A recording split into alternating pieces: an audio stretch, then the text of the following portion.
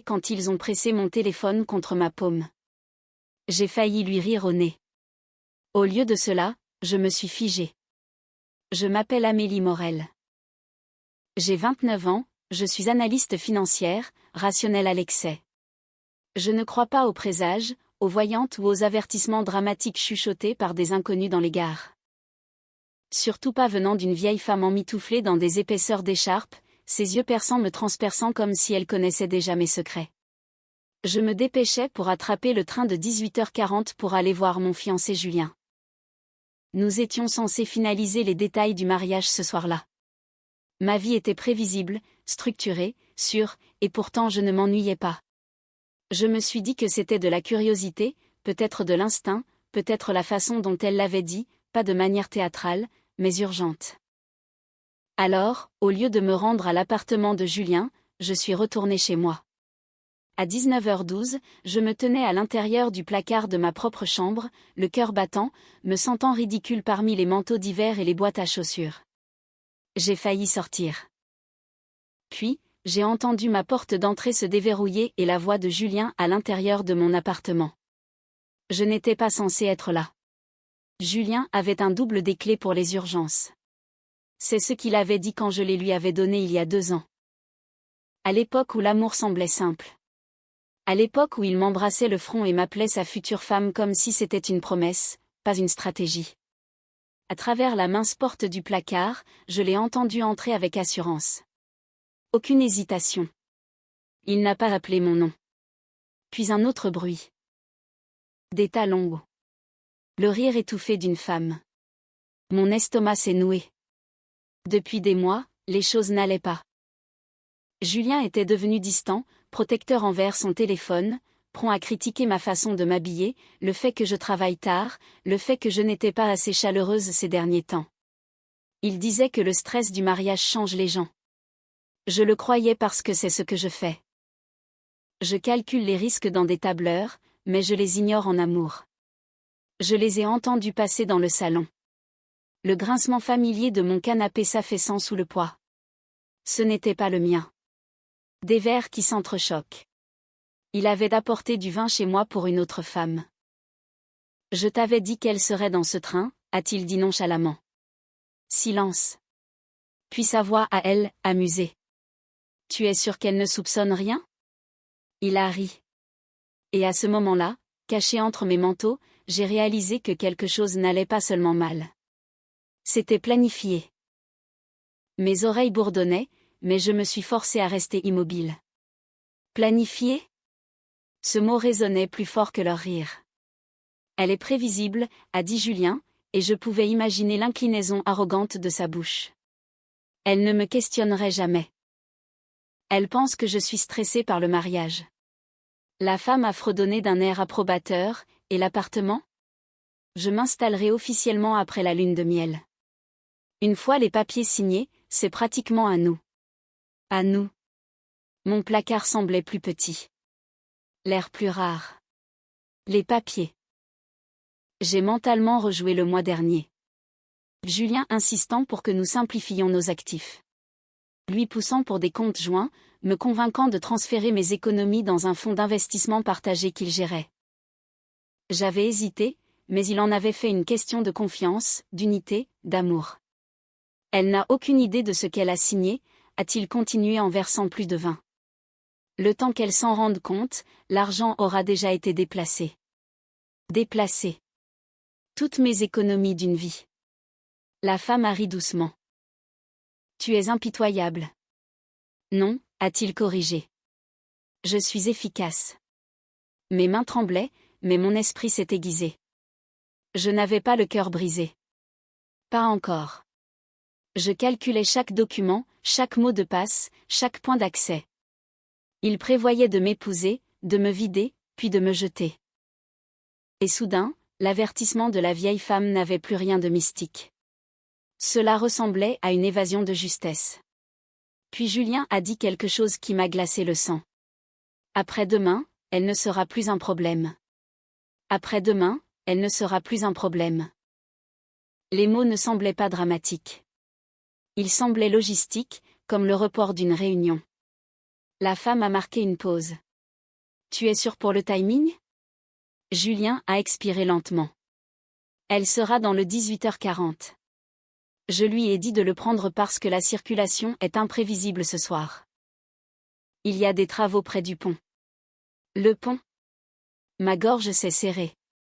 Cette ligne de train faisait la une des journaux depuis des semaines. Retard de maintenance, système de signalisation défaillant. Julien avait insisté pour que je le prenne plutôt que de conduire. Il avait même vérifié les horaires pour moi. Tu n'es pas inquiet?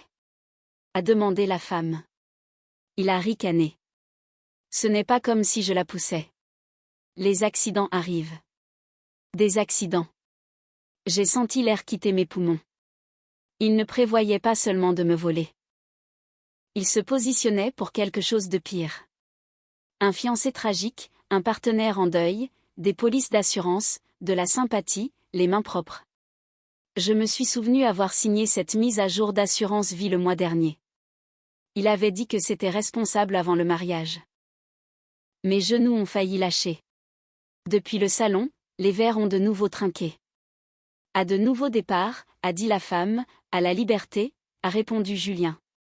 Et à l'intérieur de ce placard sombre, entouré de mes manteaux d'hiver, quelque chose en moi ne s'est pas brisé. Cela s'est cristallisé.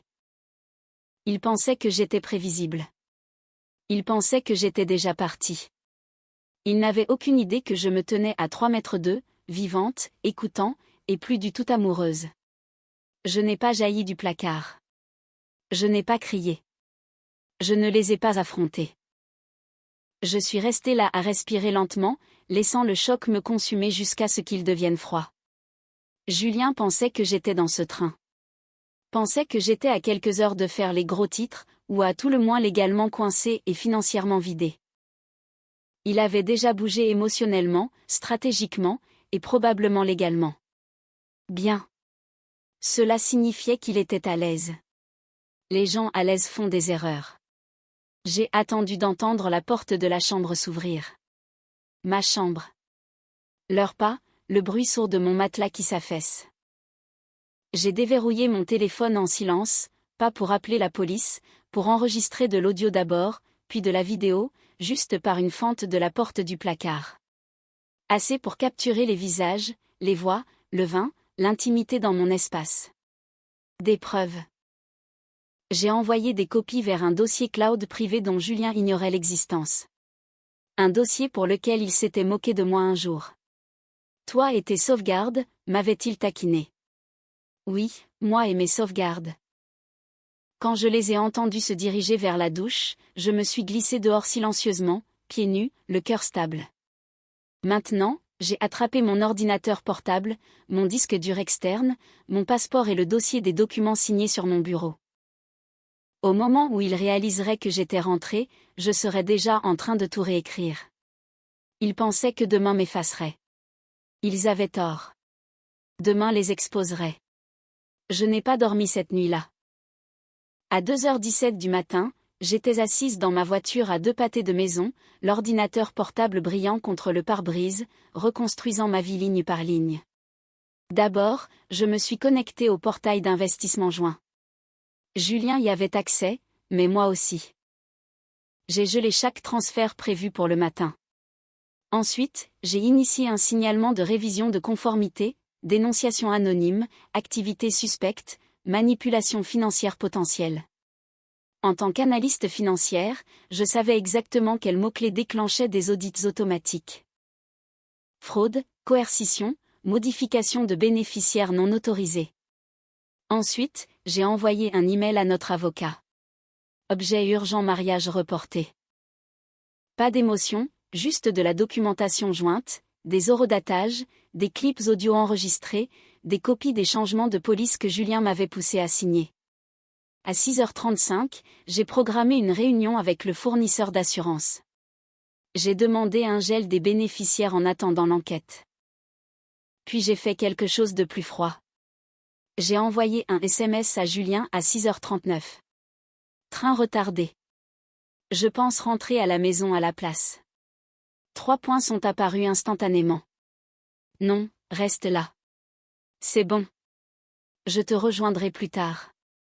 La panique se cache mal. À 7h05, j'ai téléchargé la vidéo éditée. Floutée pour la légalité. Assez claire pour la vérité vers un lien privé et je l'ai envoyée à une personne de plus. La mère de Julien. Légende, demande à ton fils pour le train de 18h40. Puis j'ai éteint mon téléphone et j'ai attendu l'effondrement.